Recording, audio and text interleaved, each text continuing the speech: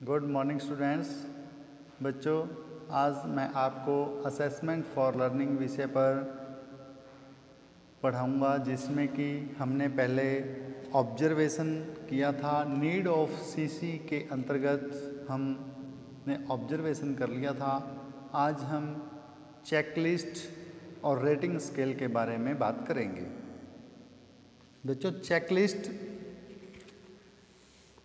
एक ऐसी मूल्यांकन की एक ऐसी विधि है जिसमें किसी भी बालक के संपूर्ण व्यक्तित्व के व्यवहार को निरीक्षण करने के लिए एक ऐसी चिन्हात्मक सूची तैयार की जाती है जिसे हम चेकलिस्ट कहते हैं। चेकलिस्ट से हमारा भाव है कि किसी भी बालक के व्यवहार को चेक करने के लिए जो एक सूची बनाई जाए, किसी भी व्यक्ति के, किसी भी बालक के व्यवहार में परिवर्तन को चेक करने के लिए जो प्रश्नावली निर्माण की जाती है, उसे हम चेकलिस्ट का नाम देते हैं। चेकलिस्ट से भाव एक ऐसी प्रश्नों की क्रमबद्ध प्रणाली, एक ऐसी विधि जिसके अंतर्गत प्रश्नों का निर्धारित क्रम निश्चित किया जाए और वो क्रम व्यक्ति के व्यवहार को पूर्ण रूप से लक्षित करने वाला होना चाहिए। एक ऐसी सूची, एक ऐसी लिस्ट जिसमें चेककर्ता ये चेक कर सके कि कितने परिवर्तन हुए हैं। किसी के भी व्यवहार में परिवर्तन लाना ही शिक्षा का उद्देश्य होता है और वो उद्देश्य कितने पूरे हो गए हैं, इन सब को चेक करना और चेक करने के लिए सूची बनाना ही चेकलिस्ट होती है। सरल शब्दों में चेकलिस्ट का अर्थ है प्रश्नावली का वह स्वरूप जिसे कोई भी व्यक्ति या निरीक्षक को चेक करने के लिए कहा जाता है। चेकलिस्ट की पूरी सूची तैयार करने के लिए होमर और कैम्फर के अनुसार चेकलिस्ट के अंतर्गत कुछ विभिन्न वस्तुओं को, प्रश्नों को सुव्यवस्थित किया जाता है, जिनका वर्णन हम इस प्रकार से करेंगे। सबसे पहले हम ऐसे प्रश्नों जिनका उत्तर हाँ या नहीं में होता है, कुछ ऐसे प्रश्न रखे जाएं, क्योंकि ये पूरा क्रम एक सरल से कठिन की ओर जाने वाला होता है। पहले विद्यार्थियों को कुछ ऐसे प्रश्न दिए जाएं जिनके उत्तर हाँ या नहीं में होने चाहिए। उसके बाद जैसे ही कुछ परिस्थितियां हमें उपलब्ध हो जाती हैं, उनसे विद्यार्थियों की जांच की जाए कि वो किस विषय में रुचि लेते हैं, क्या क्या विषय उन्होंने पढ़े हैं और क्या विषय उनके लिए आगे पढ़ना आवश्यक है। ये इस प्रकार के प्रश्न रखने चाहिए।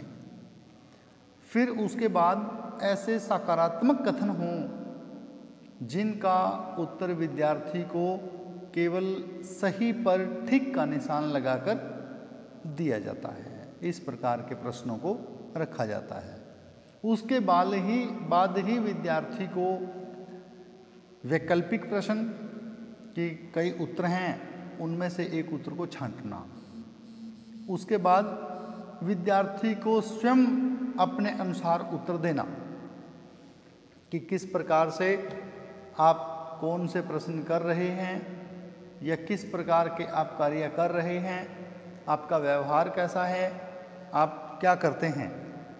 जैसे कि आप सुबह सैर करते हैं या नहीं, आपको क्या परेशानी है, आपके हर रोज़ कोई बीमारी तो नहीं है, आप हर रोज़ लेट क्यों। इनके उत्तर देना कि विद्यार्थी अपनी तरफ से अपने उत्तर दे। ये सिंपल टू कॉम्प्लेक्स के आधार पर होने चाहिए। इस प्रकार से जो चेकलिस्ट है उसमें वैकल्पिक प्रश्नों का स्वरूप, जिसमें कि व्यक्ति के संपूर्ण व्यक्तित्व की जानकारी हो जाए, उसकी अभिरुचियों का पता लग जाए, उसकी मनोवृत्ति से संबंधित प्रश्न होने चाहिए। ठीक उसी प्रकार इसके द्वारा एक समूह, एक समुदाय, एक संस्था, एक संगठन, संस्थान, सामाजिक संस्थान और ऐसी योजना के लिए उपयुक्त वैकल्पिक उत्तरों की रचना की जा सकती है। इस प्रकार से जो रेटिंग स्केल है, जो चेकिंग लिस्ट है, चेकलिस्ट के अंतर्गत कुछ विशेष सावधानियां रखनी होती हैं। इसके लिए सबसे पहले संबंधित इकाई के संपूर्ण पक्ष की ओर ध्यान हो जाना चाहिए। विस्तृत जानकारी एक अध्ययनकर्ता को पूरी जो भी संबंधित इकाई है जिसके बारे में चेक किया जाना है उसकी संपूर्ण जानकारी होनी चाहिए। प्रश्नों की रचना संबंधित वैकल्पिक उत्तरों का स्वरूप ऐसा होना चाहिए ताकि अध्ययन से संबंधित इकाई के प्रति जो कुल व्यवहारिक दृष्टिकोण है उसकी सैद्धांतिक जानकारी उपलब्ध हो सके। संबंधित इकाई, जितनी भी अध्ययन से संबंधित जो इकाई है उसका स्वरूप यथासंभव व्यापक और संपूर्ण होना चाहिए। प्रश्न तर्कसंगत होने चाहिए। प्रश्नों को प्रस्तुत करने की जो प्रक्रिया है वो क्रमबद्ध होनी चाहिए। प्रश्नों में वैयक्तिकता के बाद ही व्यक्तिक प्रश्नों तक धीरे धीरे जाना चाहिए। पहले आम सबके लिए प्रश्न हो, उसके बाद जो व्यक्तिगत जो प्रश्न हैं वो बाद में होने चाहिए, क्योंकि पहले आम सामान्य उत्तर देना बालक ठीक समझता है, उसके बाद ही उससे व्यक्तिगत प्रश्न किए जा सकते हैं। प्रश्न तर्कसंगत होने चाहिए। सूची में जिन शब्दों या पदों को उपयोग किया गया है वो संवैधानिक होने चाहिए, उनकी व्याख्या संवैधानिक होनी चाहिए। अश्लील शब्दावली का प्रयोग नहीं होना चाहिए। शब्दावली स्पष्ट होनी चाहिए, सरल होनी चाहिए, बोधगम्य होनी चाहिए, जो विद्यार्थियों को आसानी से समझ में आ सके। कहीं भ्रम नहीं होना चाहिए। प्रश्नावली में घुमा फिराकर शब्दों का चयन नहीं किया जाना चाहिए, बल्कि सरल और स्पष्ट शब्दों का ही निर्माण हो, जिससे कि विद्यार्थी उसे आसानी से समझ सके और उत्तर देने में किसी प्रकार की कठिनाई ना आए। इस प्रकार बच्चों जो चेकलिस्ट है उसकी आंकड़े और उसका विश्लेषण की व्याख्या फिर की जाती है। इसके अंतर्गत जितनी भी जो पूरा ग्रुप होता है उसकी फ्रीक्वेंसीज लगा के उसमें फिर मीन, मीडियन और उसके बाद ही उसकी जो कॉरलेशंस हैं उनको हल करके एक ऐसी लिस्ट तैयार की जाती है या उसके हल निकाले जाते हैं। क्योंकि कई बार चेकलिस्ट बड़ी लंबी लंबी हो जाती हैं, तब उनको वर्गों के आंकड़े जोड़कर विभिन्न वर्गों के अंक के आधार पर उनमें अंतर ढूंढा जाता है। क्योंकि मूल्यांकन का मेन जो मोटो है, मेन जो लक्ष्य है, वो विद्यार्थियों में भेद को जांचना है कि किस विद्यार्थी ने कितने जो ऑब्जेक्टिव्स हैं वो पूर्ण कर लिए हैं, कितनी विशेषताएं उनमें आ गई हैं, कितना विद्यार्थियों में व्यवहार परिवर्तन हो गया है। संपूर्ण परीक्षाओं की जो रूपरेखा है, संपूर्ण परीक्षाओं का जो निर्माण है, वो यही ध्यान में रख के किया जाता है कि जिस भी विषय को पूरे एक वर्ष, पूरे एक स्तर के दौरान पढ़ाया गया है, वो विद्यार्थियों को कितना आ गया है, और किस विद्यार्थी ने किस लेवल पे सीखा है। ये सब मूल्यांकन के उद्देश्य होते हैं और चेक लिस्ट भी एक मूल्यांकन करने की विधि है जो अपने आप में पूर्ण है। तो बच्चों, चेक लिस्ट के बाद अब हम बात करते हैं रेटिंग स्केल, निर्धारण मापनी। निर्धारण मापनी भी रेटिंग स्केल की तरह ही, चेक लिस्ट की तरह ही रेटिंग स्केल है कि इसमें विद्यार्थियों की अलग अलग से रेटिंग दी जाती है। ऐसी क्लैरिफिकेशन की जाती है जिसमें विद्यार्थियों का वर्ग विभाजन करना आसान हो जाए। यानी क्रम निर्धारण मापनी या निर्धारण मापनी को हम एक व्यक्ति के अध्ययन की संपूर्ण या बड़ी कारगर विधि मान सकते हैं, क्योंकि इस विधि के अंतर्गत किसी बालक या व्यक्ति के विशिष्ट गुणों, व्यवहार, लक्षणों आदि का मूल्यांकन बड़े तर्कसंगत ढंग से उनके संपर्क में आने वाले व्यक्तियों के द्वारा किया जाता है। रेटिंग स्केल के अंतर्गत जिनमें क्रमांक यानी जो रेटर है वो सूची में दिए गए विभिन्न गुणों या लक्षणों से संबंधित किसी भी एक की अपनी राय लेता है, किसी के बारे में अपनी राय निर्धारित करता है।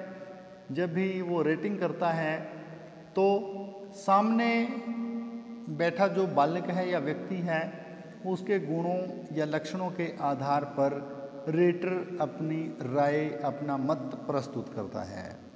विभिन्न विद्वानों ने रेटिंग स्केल की अपने अपने तरीके से परिभाषाएं दी हैं, परिभाषित किया है, जिनमें हम गैरेट की परिभाषा को प्रमुख मानते हुए उनका वर्णन करते हैं। इसमें व्यक्ति के व्यवहार के कुछ ऐसे लक्षण और विशेषताएं हैं जिनको वस्तुनिष्ठ परिणामों की सहायता से सरलतापूर्वक नहीं जाना जा सकता।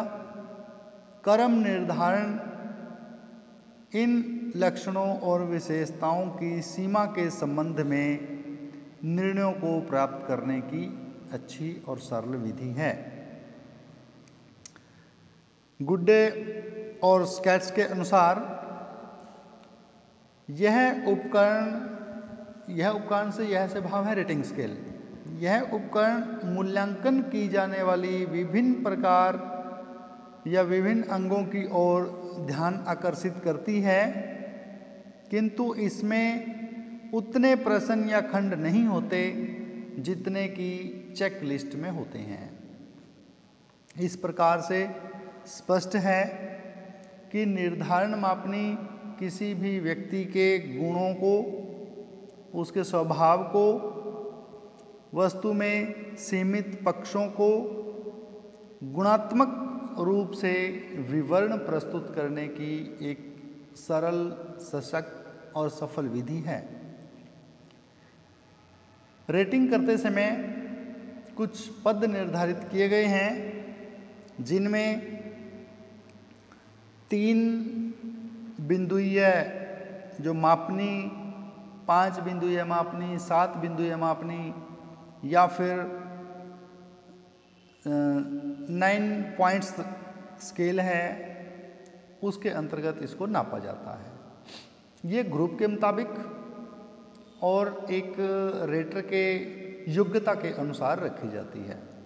सबसे पहले जैसे हम किसी की रेटिंग करते हैं, यदि हम 3 पॉइंट स्केल की बात करते हैं, उसमें एग्री है, न्यूट्रल है या फिर डिसएग्री है। देखो 3 ही पॉइंट रखे जाते हैं। या तो कोई किसी के व्यवहार को देखता है, उसके बारे में अपनी जब राय प्रस्तुत करता है तो कहता है मैं एग्री, या कहता है कि न्यूट्रल, मैं तटस्थ हूँ कि इसके बारे में कोई मेरी राय इतनी बढ़िया नहीं है, या फिर डिसएग्री, में सहमत नहीं हूँ।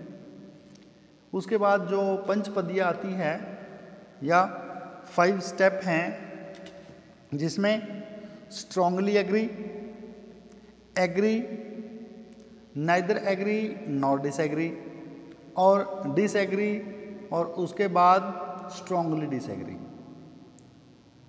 तो उसी प्रकार से ऐसे पॉइंट्स आगे बढ़ाए जाते हैं 7 में भी, और 9th जो स्टेप्स हैं, 9th पॉइंट स्केल हैं उसमें भी। इसको हम दूसरे तरीके से, ये एक रेटर की अपने विवेक, अपनी समझ पर निर्भर करता है।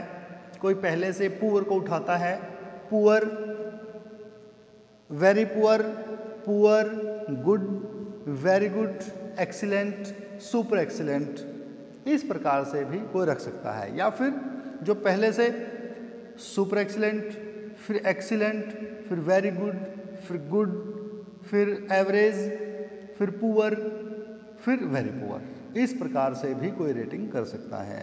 फिर उसमें एक समूह में व्यक्तियों का विभाजन हो जाता है कि कौन कितने स्तर पे है। परंतु ये जो रेटिंग स्केल है, इसमें पूरी जिम्मेवारी एक अध्यापक की, पूरा विवेक एक अध्यापक का काम करता है, क्योंकि वो अपने विवेक से ही किसी भी बालक की रेटिंग करता है, उसके बारे में अपनी जो राय है वो प्रस्तुत करता है। निर्धारण मापनी का वर्गीकरण यदि हम देखें तो वो 5 प्रकार से किया जाता है, जिसमें numerical scale, graphical scale, standard scale, cumulated point scale and force choice scale. सांख्यिकी मापनी, ग्राफ मापनी, मानक या स्तर मापनी, संचय बिंदु मापनी, बाध्य चयन मापनी, इस प्रकार से भी इसकी कुछ जो वर्गीकरण है, जो इसके प्रकार हैं वो बनाए गए हैं। अब बच्चों हम रेटिंग स्केल की विशेषताओं के बारे में बात करेंगे। Merits of the rating scale, इस विधि की सहायता से छात्रों के गुणों दोषों का पता लगाकर उचित निर्देशन दिया जा सकता है। उसके बाद छात्रों की प्रगति के बारे में जानने की ये उचित विधि है।